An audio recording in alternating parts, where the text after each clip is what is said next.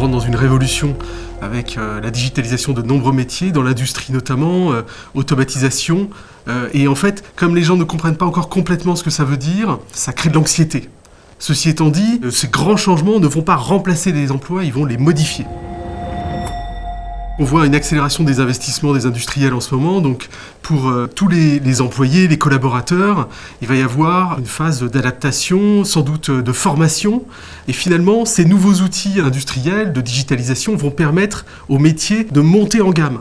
C'est-à-dire que tout à coup, on aura plus de contrôle sur son propre travail avec la digitalisation. On pourra contrôler les machines beaucoup mieux. Il y aura moins de tâches pénibles qui seront prises en compte par les robots.